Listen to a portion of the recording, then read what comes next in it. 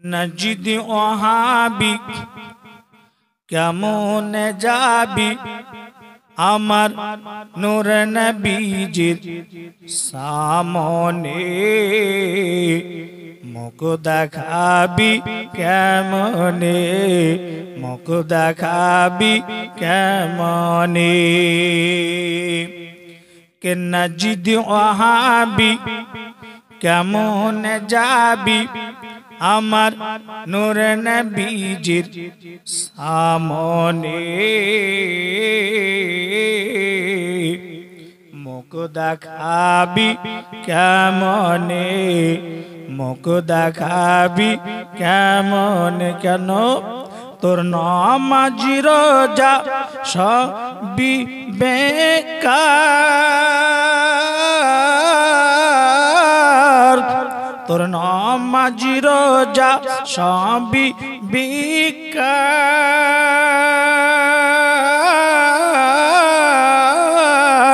যাবি জাহান্নাম মদিনা ফুলের বাগান রওজা ফুলের বাগান के खुशबू खुशबू मीठा मीठा दयाल नबीजीर नाम मदीना फुलेर बागान मदीना फुलेर बागान अल्लाहुम्मा सल्ली अला सय्यिदिना मौलाना मुहम्मद व अला अली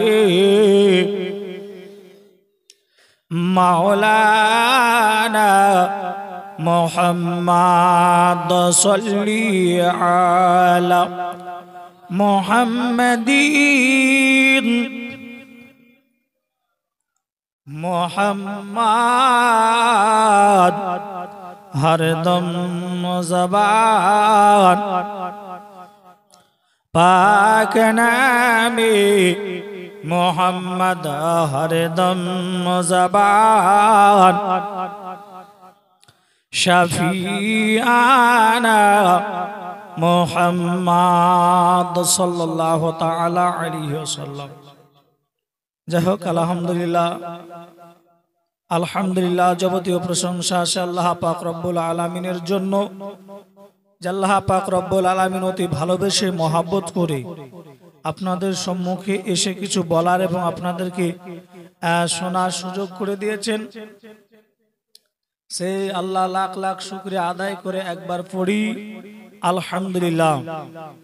তারপরে পরে মাক্কির সরদার মদিনার ভান্ডার যিনি আকায়ে নামদার তাজদারে মদিনা আহমদ মুস্তফা মুহাম্মদ মুস্তফা সাল্লাল্লাহু তাআলা আলাইহি ওয়াসাল্লাতু তাসলিমের প্রতি লাখো কোটি দারুদ ও সালাম বর্ষিত হোক, গর্বিত হোক, অবতীর্ণ হোক, নাজিল হোক। একবার আওয়াজ দিয়ে পড়ি আল্লাহুম্মা আমিন। যাই হোক ব্রাদার ইসলাম, আপনাদের সম্মুখে আল্লাহর কালাম খোদার বিধানতে আয়াতে কারিমা তেলাওয়াত করেছিলাম। সূরাটির নাম হলো সূরা আল ইমরান, আয়াত নম্বর 19। মা বোনেরা তোরা মন দিয়া শুনিস। বলা হয়েছে ইন্না দিনা ইনদাল্লাহিল ইসলাম। আল্লাহ পাক বলেন যে নিশ্চয় ইসলাম ধর্ম হলো শান্তির ধর্ম। একটু জোরে বলবেন না? কিসের ধর্ম? শান্তির ধর্ম। এ ধর্মটির নাম কি? ইসলাম। আজকে আমরা ইসলাম ধর্ম পেয়ে খুশি না নারাজ? খুশি। তাহলে আপনারা যেহেতু ইসলাম ধর্ম পেয়ে বলছেন যে খুশি, তাহলে আপনারা মসজিদে যান না কেন নামাজ পড়তে? ভাই বেশি যান, যাই না। বলবি তুই যত পারবি বলবি, কান করেছি ঢোল। এরকম অবস্থা যদি হয় ভাই বল, তাহলে কেমন করে হবে ইসলাম শান্তি ধর্ম? শুধু মুখে বললে হবে না, কাজে করতে হবে, তবেই তো কামিয়াবি হওয়া যাবে। তো ব্রাদার, আজকে এখানে এসেছি এই সাহাবুল ছেলেটা প্রায় আপনার রোজার আগে থেকে বলছে, হুজুর আমার একটা ডেট দিতে হবে, আমাকে একটা ডেট দিতে হবে। এই রমজান মাসে রোজার পর থেকে নিয়ে এশার নামাজ আমি একদিন মসজিদে পড়িয়েছি, প্রত্যেক দিন ধরেন চলছে। কালকে দুটো আছে, দস্তুরহাট বালাগাছে চলে যাবো, নবাবপাড়া বলে একটা গ্রাম আছে, ওইখানে একটা আছে। তো বলুন, এই যে ডেলি প্রোগ্রাম করছি বা ডেলি চলছে, এই হাসা বুঝেন তো, এই হাসা যদি প্রতিদিন চারা কাটেন বলেন তো কি হয়ে যায়? ভতনা হয়ে যায়, ধার ক্ষয় হয়ে যায়, ওকে কামারে বাড়ি নিয়ে যেতে হয়। তা আমাদের তো আর আপনার ওই কামারে বাড়ি নিয়ে যাওয়া হয় না, তবে কি করতে হয়? রেস্ট নিতে হয়। রেস্ট নেওয়াই হচ্ছে না, প্রোগ্রাম একের পর এক। তো যাই হোক ব্রাদার, ইচ্ছা আছে কিছু শোনাবো, তবে আবেদন রেখেছে যে আব্দুল উজ্জা নামক একজন সাহাবী রাসূল, তারপরে খুব কঠোর আপনার নির্যাতন করা হয়েছিল, ওই সাহাবীর একটু জীবনী শুনবো আবেদন রেখেছে। ইনশাল্লাহ শোনাবো এবং কয়েকটি মাসালাও শোনাবো। আজকে আপনারা এখানে বসে শুনছেন, এই মাসটির নাম কোন মাস জানা আছে? আরবি জানা আছে? জানা নেই। আর যদি ইংরেজি হতো 25শে ডিসেম্বর হতো, আর যদি আজকে জিজ্ঞাসা করা আজকে ক তারিখ, তো ডিজে গান বাজানোর জন্য কলকাতাতে কাজ আছে, ডেট করে নিয়েছে, পিকনিক করতে হবে, মনে থাকে। কিন্তু আরবি ডেট মনে থাকে না। তবে আরবি মাসটির নাম হচ্ছে শাওয়াল মাস। কোন মাস? শাওয়াল মাস। এই শাওয়াল মাসের কতটা বরকত আপনারা কি জানেন? শাওয়াল মাসে কটা রোজা রাখে? 6টা। নবী বলেছেন কেউ যদি 6টি রোজা রাখে শাওয়াল মাসে, সে 6টি রোজা রাখলো না, 11 মাসের রোজার সমান সওয়াব পেল। জোরে বলুন। সেই মাসটির নাম কি? শাওয়াল মাস। তার পূর্বে কি মাস ছিল? রমজান মাস। এই রমজান মাসে আপনারা সকলে ফিতরা দিয়েছেন তো? হ্যাঁ দিয়েছেন। তো আপনারা কি দিয়েছেন? টাকা দিয়েছেন না চাল না গম? টাকা দিয়েছেন, কেউ চালও দিয়েছে। বাংলাদেশের একটা আপনার বক্তার যার নাম হচ্ছে আব্দুর রাজ্জাক বিন ইউসুফ। এই লোকটা আপনার আহলে হাদিস অনুভক্ত একজন বক্তা। তাকে আপনার আহলে হাদিসের সম্প্রদায় লোকেরা খুবই প্রাধান্য দেয়, খুবই তার মশলাগুলোকে মানে।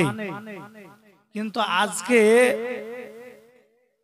তার কিছু কার্যকলাপ, কিছু তার বক্তব্য ফাউলের কারণে আজকে তারাও তাকে ঘৃণা করতেছে। আমি একজন সুন্নি আহলে সুন্নাত ওয়াল জামাতের আকীদার বক্তা, আমি কাউকে গালি দিতে আসিনি, কাউকে নিন্দা দিতে আসেনি। আমি হক যে কথাটা সেটাই বোঝানোর জন্য এসেছি। এই বক্তা বক্তব্য রেখেছে আর বলেছে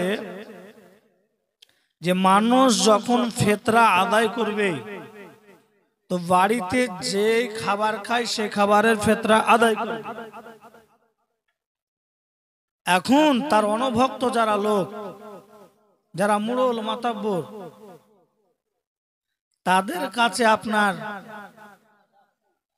যারা সমাজে আছে, কেউ টাকা নিয়ে আসছে, কেউ চাল ইত্যাদি।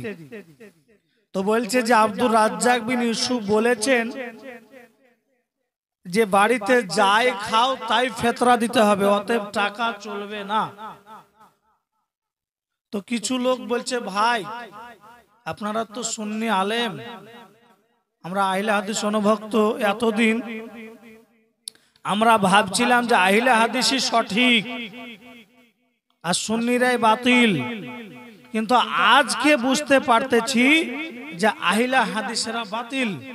বলে কেমন করে জি? বলে আব্দুর রাজ্জাক বিন ইউসুফ বলেছেন বাড়িতে যেই খাবারটা খাও সেটা ফিতরা দাও।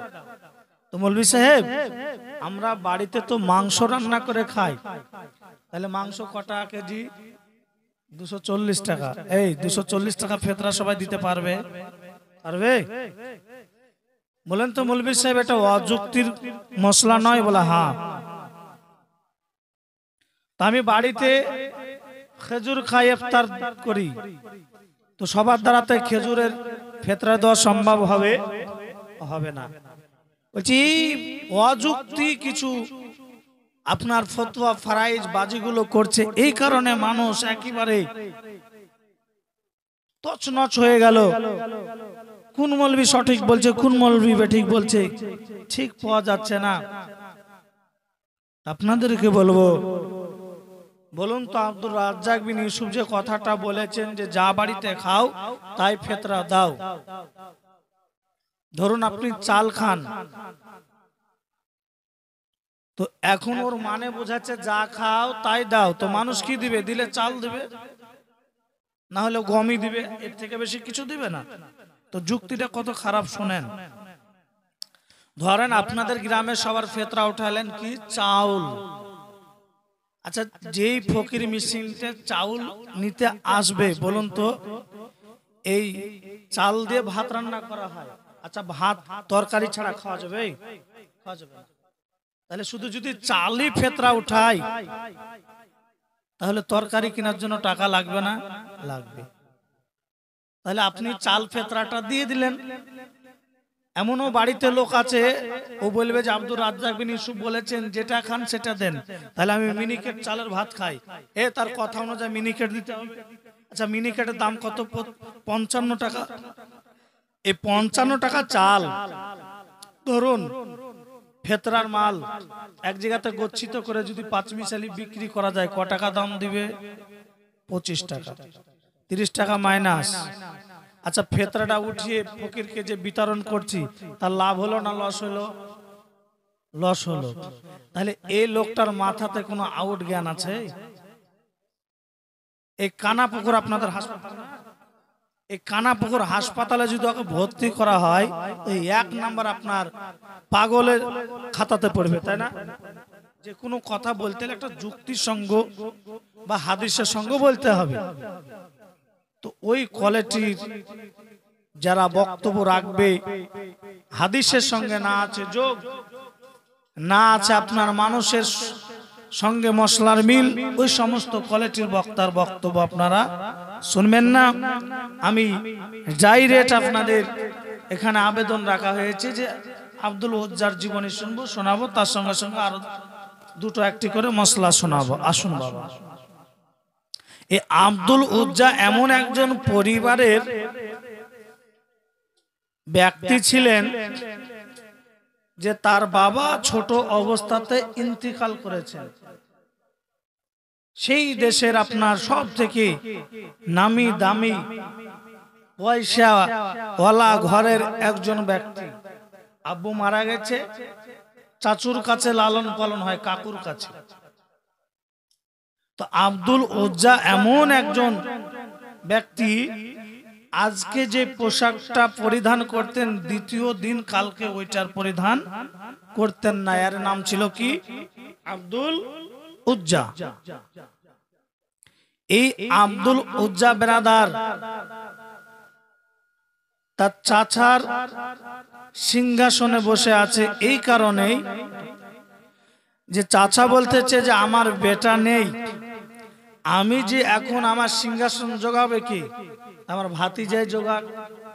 এই হিসাবে ভাতিজাকে চাচা সিংহাসন আপনার বসিয়ে দিয়ে বলে দিয়েছে, ভাতিজা এই মক্কা দেশে নাকি আব্দুল মুতালিবের পোতা আব্দুল্লাহর বেটা মানুষকে কালেমা পড়ে মুসলমান বানিয়ে নিচ্ছে। ইসলাম ধর্ম নাকি কি শান্তি ধর্ম, তাই মানুষেরা তার ধর্মের দিকে দীক্ষিত হয়ে যাচ্ছে। খবরদার ভাতিজা, যাতে আমাদের গোত্রের লোকগুলোকে কোনো মুহূর্তে কালেমা দাওয়াত দিয়ে কবুল না করতে পারে, এর জন্য তুমি চরম বিরোধিতা একটা যুদ্ধর ঘোষণা করো এবং মুহাম্মদ সাল্লাল্লাহু আলাইহি ওয়াসাল্লামকে যে যেখানে পাবে যাতে কতল করে দেয় এবং তার নিকটবর্তী যাতে কেউ না হয়। হলি কালেমা পড়ে মুসলমান বানিয়ে নেবে। এই বিষয়টি নিয়ে সব সময় তুমি একটা মানুষের দিকে ফলো করবে আর মিটিং চালিয়ে যাবে, যাতে মুহাম্মদ সাল্লাল্লাহু আলাইহি ওয়াসাল্লামের নজরে কেউ না পড়ে, পড়লেই নাকি কালমা পড়ে মুসলমান হয়ে যাচ্ছে। আসুন আব্বুজি, এ আপনার আব্দুল উজ্জা বাবা চাচার কথা শুনে মিটিং আপনার বসিয়ে দিলেন। আব্বা জান সোনা মানিকেরা মিটিং বসিয়ে দেওয়ার পরে বাবা এবার আব্দুল উজ্জা বলতে লাগলো, আমার সৈন্যরা কর্মচারীরা শোনো, আজকে মুহাম্মদ সাল্লাল্লাহু তাআলা আলাইহি ওয়াসাল্লাম নামক একজন নবী আছে, নবীর নিকটবর্তী যে ব্যক্তি হয় তাকে নাকি কালমা পড়ে মুসলমান বানিয়ে নাই। তাই আজকে আমি তোমাদের সম্মুখে একটা কথা বলতে চাই, ওই মুহাম্মাদের সম্মুখে তোমরা কেউ হবে না, হবে না। তোমরা যদি কেউ হয়ে যাও কালেমা পড়ে মুসলমান হয়ে যাবে, আর তোমাদের কপালে যেন কষ্ট আছে। যদি আমি জেনে নিই যে মুহাম্মদ সাল্লাল্লাহু আলাইহি ওয়াসাল্লামের নিকটবর্তী হয়েছে আর কালেমা পড়ে মুসলমান করেছো, জানটাকে বের করে নিও। এ আমার আম্মা জান সোনা মানিকেরা, এ যেন আপনার মিটিং বাবা গোপনে চলে যায়, চালিয়ে যায়, চালিয়ে যায় এভাবে বাবাজি।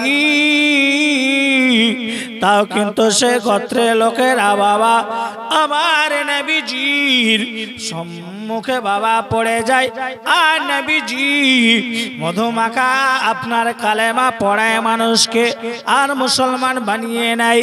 নবী আমার বলেন যে কুলু লা ইলাহা ইল্লাল্লাহ ফাদাখালাল জান্নাহ, যেই ব্যক্তি আমি নবীজি আমার যে কালেমা পড়লো সে যেন জান্নাতি প্রবেশ করলো। জোরে জোরে বলা যাবে কিনা ভাই সুবহানাল্লাহ।